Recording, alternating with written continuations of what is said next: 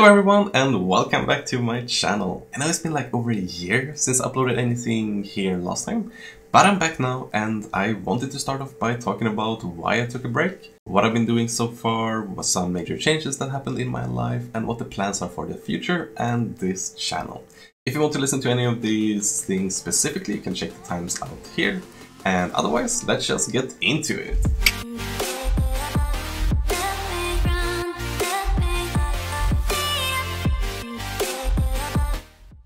So the main reason I took a break from my YouTube channel was because I wanted to focus all my energy on finishing my university studies.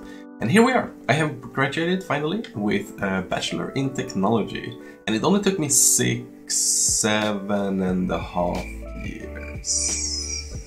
Even though this has taken me forever, it feels like I am really proud of myself for actually finishing my studies.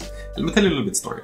For those of you who don't know, I was studying at KTH, which is the Royal Institute of Technology right here in Stockholm. During my first 2 years, I did computer science, and after that I switched to human-computer interaction. The reason for that is that during the first year I was already struggling to keep up with my studies.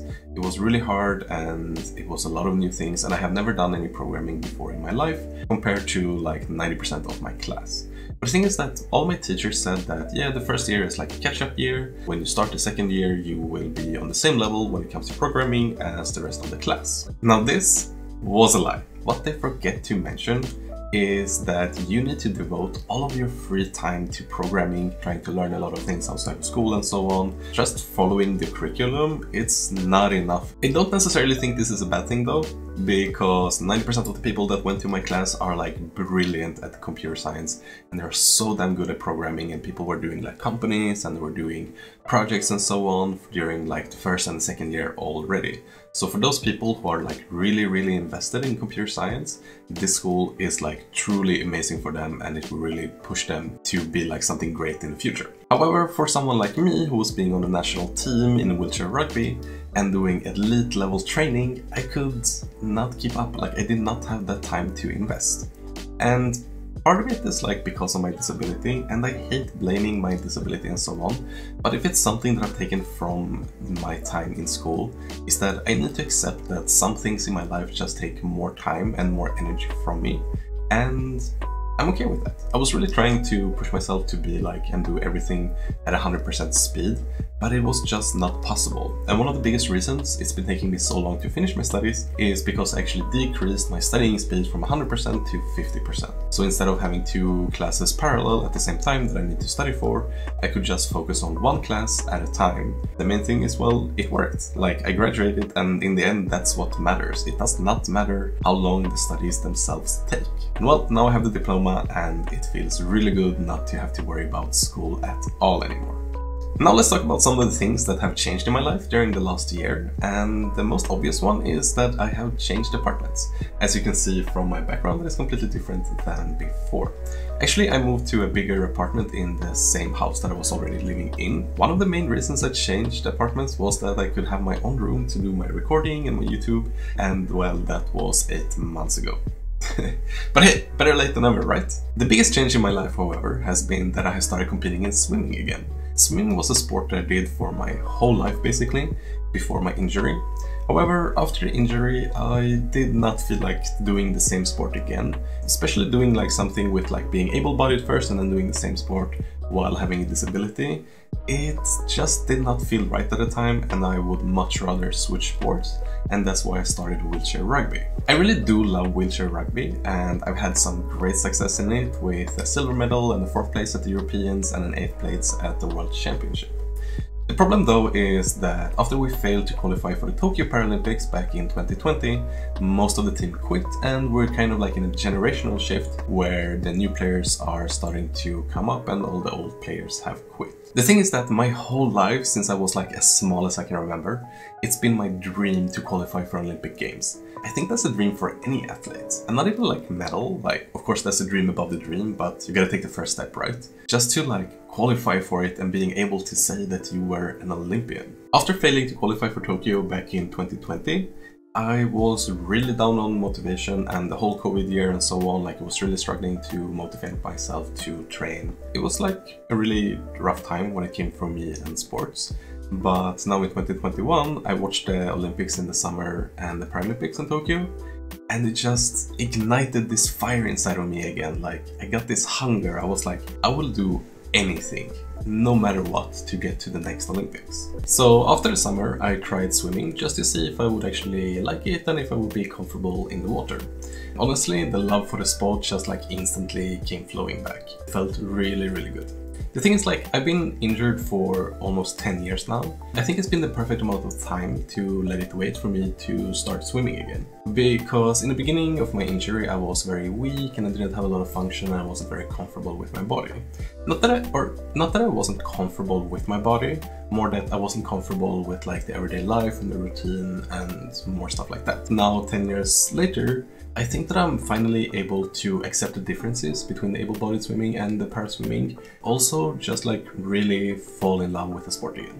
So now there is 2.5 years until the next Paralympics that are in Paris. And if I make it, I make it, and if I don't make it, I don't make it. I feel like that's kind of like the beauty of an individual sport. In the end of the day, it's literally in your own hands. And this is what makes me so excited about this. Like, I'm in control of my own destiny compared to when it's like a team sport. So yeah, I will try to give it my everything. I'm training quite a lot right now. I'm doing 5 sessions of swimming a week.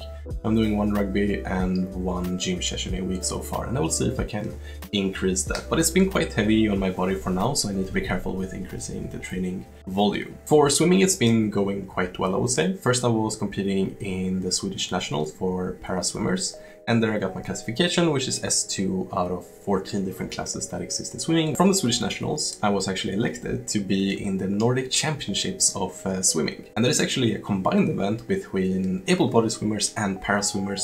And that was like an unbelievably cool experience, like finally being in the Swedish national team here, and it was feeling so damn cool to have like all the Swedish logos and the sponsors. It gave me like even more motivation if I didn't already have enough.